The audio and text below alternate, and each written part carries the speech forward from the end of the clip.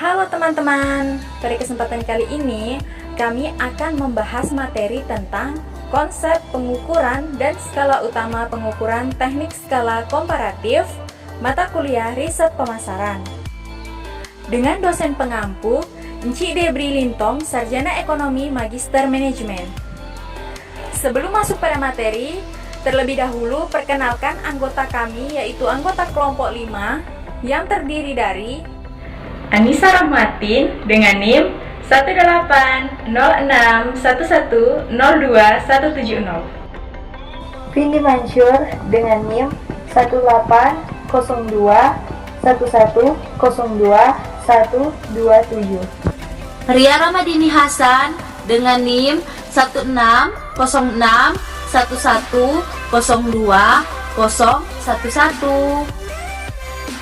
Topik pembahasan yang akan kami bahas pada materi ini yaitu yang pertama, konsep pengukuran dan skala, yang kedua, memperhatikan skala utama pengukuran, dan yang ketiga, memperhatikan teknik skala komparatif. Kita masuk pada topik pembahasan yang pertama yaitu tentang konsep pengukuran dan skala. Pengukuran dan penetapan skala. Pengukuran berarti menggunakan angka atau simbol lain atas karakteristik objek menurut aturan yang sudah diverifikasi sebelumnya. Yang kita ukur bukanlah objeknya, tetapi beberapa karakteristik objek. Jelasnya, kita tidak mengukur konsumennya, hanya presensi, sikap, preferensi, atau karakteristik konsumen lainnya yang relevan. Dalam riset pemasaran, angka biasanya digunakan karena dua alasan. Yang pertama, nomor memungkinkan dilakukannya analisis statistik atas data yang dihasilkan. Kedua, angka memfasilitasi komunikasi aturan pengukuran serta hasilnya. Penetapan skala dapat dianggap sebagai perpanjangan dari pengukuran. Penetapan skala adalah penciptaan rangkaian kesatuan yang di situ objek diukur di tempatnya. Selanjutnya kita masuk pada topik pembahasan yang kedua yaitu tentang memperhatikan skala utama pengukuran. Yang pertama, skala nominal.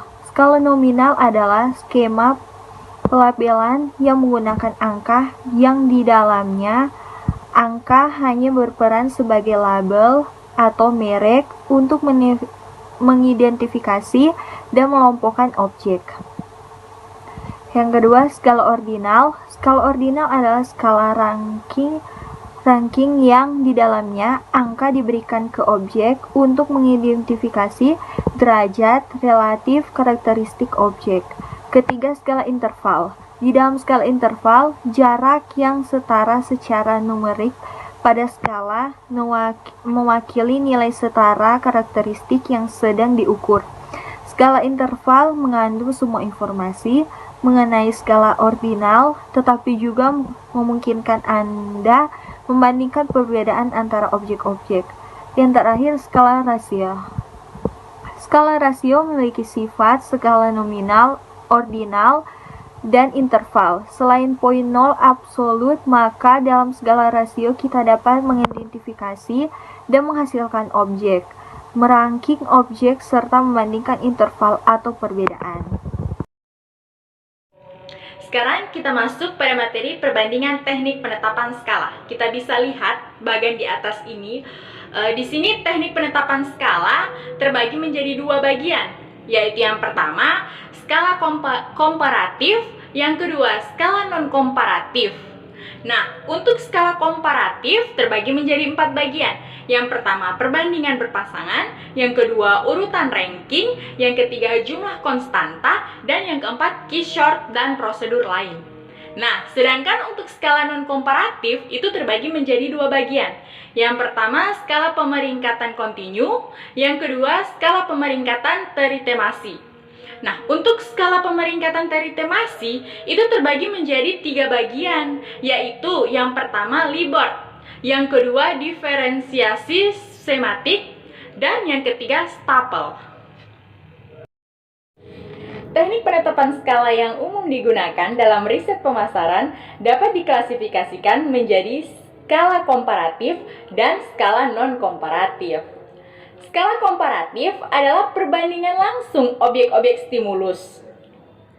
Data skala komparatif harus diinterpretasikan dalam istilah relatif dan memiliki hanya sifat-sifat urutan ordinal atau ranking. Untuk alasan ini, penetapan skala komparatif juga dikenal sebagai penetapan skala non-metrik. Skala komparatif mencangkup perbandingan berpasangan, urutan ranking, skala jumlah konstanta, key-short, dan prosedur-prosedur lainnya. Manfaat utama penetapan skala komparatif adalah bahwa perbedaan kecil antara objek stimulus dapat dideteksi. Karena skala komparatif membandingkan objek stimulus, responden dipaksa untuk memilih di antara objek-objek tersebut. Selain itu, responden melakukan pendekatan tugas pemeringkatan dari titik rujukan yang sama yang diketahui. Konsekuensinya, skala komparatif mudah dipahami dan mudah diterapkan. Kelebihan lain skala ini adalah melibatkan sedikit asumsi teoritis dan skala tersebut cenderung mengurangi halo efek atau carryover efek dari satu penilaian ke penilaian lainnya. Kelemahan utama skala komparatif adalah sifat ordinal data dan ketidakmampuan mengeneralisir di luar objek stimulus. Dalam skala non-komparatif yang juga disebut dengan skala monadik atau skala metrik, setiap objek diskalakan secara independen dari objek yang lain dalam himpunan stimulus. Data yang dihasilkan secara umum diasumsikan sebagai skala interval atau skala rasio. Skala non-komparatif dapat berupa skala pemeringkatan kontinu atau skala pemeringkatan yang terperinci. Skala pemeringkatan terperinci lebih jauh diklasifikasikan menjadi skala Likert, semantik, diferensial, atau stapel. Penetapan skala non-komparatif adalah teknik penetapan skala yang paling luas digunakan dalam riset pemasaran. Kita masuk pada topik pembahasan yang terakhir, yaitu memperhatikan teknik skala komparatif. Teknik penetapan skala komparatif yaitu menjadi 4 bagian. Yang pertama, penetapan skala perbandingan berpasangan. Dalam penetapan skala perbandingan berpasangan, seorang responden disuguhi 2 objek dan diminta untuk memilih satu berdasarkan beberapa kriteria. Data yang didapatkan bersifat ordinal. Skala perbandingan berpasangan seringkali digunakan ketika objek stimulus adalah produk fisik. Penetapan skala perbandingan berpasangan merupakan teknik penetapan skala yang paling banyak digunakan. Yang kedua, penetapan skala urutan ranking.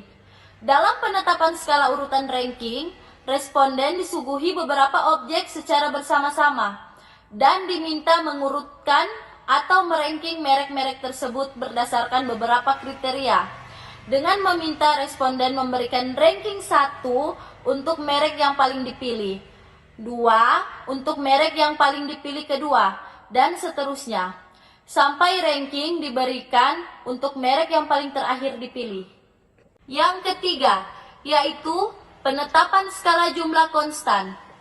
Dalam penetapan skala jumlah konstan, responden mengalokasikan suatu jumlah konstan unit-unit seperti poin, dolar, atau chips ke serangkaian objek stimulus yang terkait dengan sejumlah kriteria.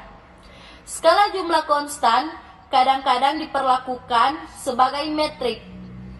Walaupun skala ini bisa sesuai dalam konteks terbatas, stimulus yang diskalakan hasilnya tidak dapat digeneralisasi ke stimulus-stimulus yang tidak termasuk dalam studi.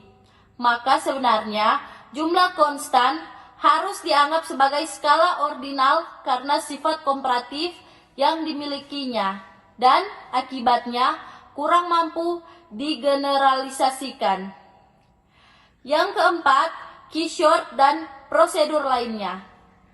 Penetapan skala keysort dikembangkan untuk mendiskriminasikan antar objek dalam jumlah relatif besar dengan cepat. Teknik ini menggunakan prosedur urutan ranking yang di dalamnya objek diurutkan sorted ke dalam tumpukan piles menurut kesamaan berdasarkan beberapa kriteria. Teknik penetapan skala komparatif lainnya adalah estimasi besaran atau magnitude estimation.